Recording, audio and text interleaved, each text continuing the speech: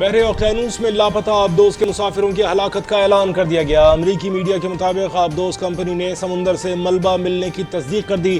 Ocean get company کا کہنا ہے کہ ٹائٹن میں موجود مسافر ہم میں نہیں رہے۔ امریکہ، فرانس اور کینیڈا کا بحری جہازوں اور جدید آلات کے ذریعے آپریشن جاری۔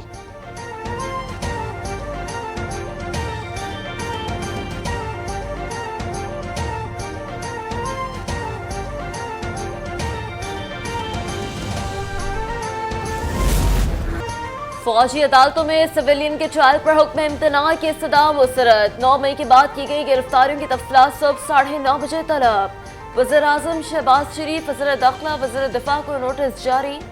تمام چیف سیکریٹریز اور آئی جیز کو بھی نوٹسز۔ سپریم کورٹ نے سویلینز کی فوجی عدالتوں میں ٹرائل کے خلاف درخواستوں پر پہلی سماعت کا تحریری حکم نامہ جاری کر دیا۔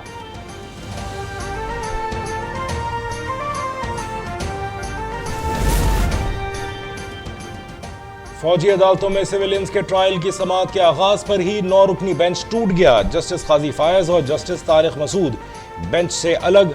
جسٹس فائز نے کہا پریکٹس اینڈ پروسیجر کیس کے فیصلے تک ہر بینچ غیر آئینی ہے۔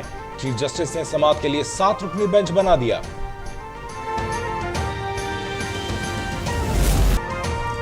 جن لوگوں نے فوجی عدالتوں کا معاملہ اٹھایا ہے ان کے سیاسی مفادات ہیں۔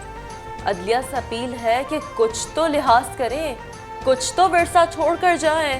یہ نہ ہو کہ تاریخ آپ کو ڈیلیٹ کر دے۔ وزیر دفاع خواجہ آصف کا قومی اسمبلی میں خطاب۔ فوجی عدالتوں میں سویلین کا ٹرائل پہلی بار نہیں ہو رہا۔ چیئرمین پی ٹی آئی نے کارکنوں کو ریاست پر حملوں کی ترغیب دی۔ فوجی تنصیبات پر حملے سب سے بڑا جرم قرار۔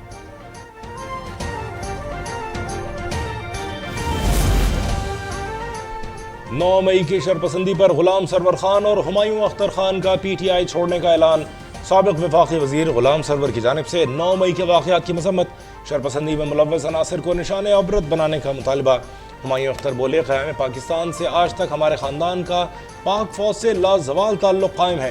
شہید اختر عبد الرحمن جس فوج کے جرنیل تھے اس پر ہمیں فخر ہے اور ہمیشہ رہے گا۔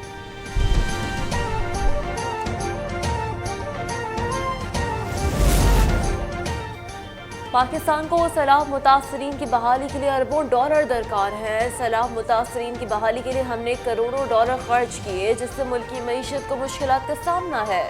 وزیر اعظم شہباز شریف کا پیرس میں نیو گلوبل فائنینسنگ پیکٹ سمٹ سے خطاب۔ کہا جب تک عالمی سطح پر معاشی انصاف نہیں ہوگا دنیا خطرے سے دوچار رہے گی۔ وسائل کی منصفانہ تقسیم کے حوالے سے پالیسی مرتب کرنا ہوگی۔ فرانس میں مالیاتی کانفرنس کے دوران وزیر اعظم شہباز شریف اور سعودی ولی عہد کی ملاقات، دو طرفہ تعلقات اور باہمی دلچسپی کے امور پر تبادلہ خیال۔ محمد بن سلمان کا پاکستانی عوام کے لیے نیک خواہشات کا اظہار۔ وزیر اعظم کی فرانس، مصر کے صدور اور امریکی صدر کے نمائندے خصوصی جان کیری سے بھی ملاقاتیں۔ وزیر اعظم اور اقوام متحدہ کے سیکریٹری جنرل اینٹونیو گوٹیرس کی بھی بات چیت۔ آئی ایم ایف سے اسٹاف لیول معاہدے کے لیے وزیر اعظم خود متحرک۔ پیرس میں آئی ایم ایف کی مینیجنگ ڈائریکٹر سے ملاقات۔ کہا نویں جائزے کے لیے تمام پیشگی اقدامات کر لیے۔ پاکستان آئی ایم ایف کے ساتھ معاہدے کی تکمیل کے لیے پرعزم ہے۔ امید ہے پاکستان کے لیے مختلف فنڈز جلد جاری کر دیے جائیں گے۔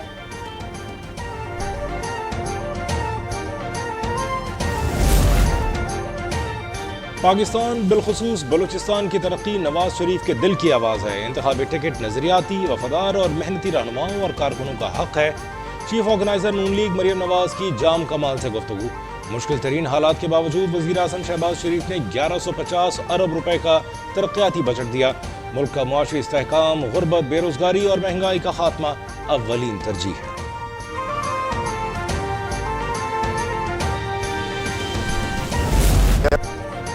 سندھ حکومت نے $727 ملین کا پروجیکٹ شروع کیا ہے۔ سیلاب متاثرین کی ہاؤسنگ اسکیم کے لیے 50 ارب کے فنڈز رکھے گئے ہیں جس میں سے 25 ارب وفاق دے گا۔ وزیر خزانہ اسحاق ڈار کا قومی اسمبلی میں اظہار خیال۔ قومی اسمبلی کے باہر وزیر خزانہ آئی ایم ایف سے مذاکرات کے سوال پر غصے میں آ گئے۔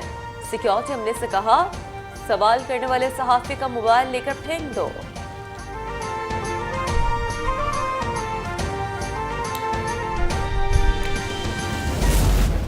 وزیر ٹرانسپورٹ سندھ شرجیل میمن نے پیپلز بس سروس ایپ کا افتتاح کر دیا. بسوں کے روٹ، ٹریکنگ اور کرائے کی معلومات ایپ کے ذریعے حاصل کریں. جولائی میں پیپلز بس سروس کی گرین اور ریڈ بسیں لانے کی خوشخبری بھی سنا دی. غیر ملکی سرمایہ کاروں کو مفت زمین دینے کی پیشکش. کہا 9 مئی کو شرپسند تمام بسیں جلانا چاہتے تھے. ہمت ہے تو پی ٹی آئی امریکہ اور لندن میں ایسا کر کے دکھائے. یونان کشتی حادثے میں 142 پاکستانیوں کے لاپتہ ہونے کی تصدیق. ملنے والے 82 لاشوں کے ڈی این اے کی مدد سے شناخت کا عمل جاری. ایف آئی اے نے 167 افراد کے ڈی این اے سیمپلز حاصل کر لیے. انسانی اسمگلرز کے خلاف پنجاب بھر میں کریک ڈاؤن جاری. 17 ملزمان گرفتار.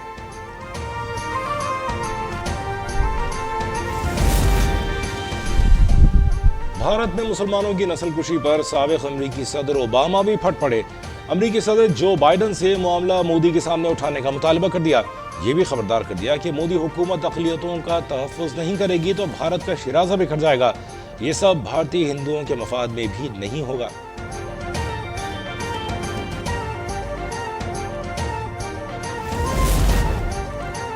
عید الاضحیٰ کی تعطیلات میں اضافہ. وفاقی حکومت نے 28 جون کو بھی چھٹی کا اعلان کر دیا.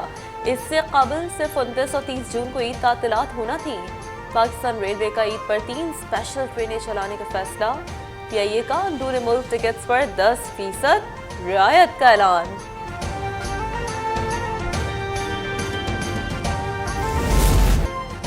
اور عید قربا میں صرف 7 روز باقی. شہریوں کی بڑی تعداد نے مویشی منڈیوں کا رخ کر لیا.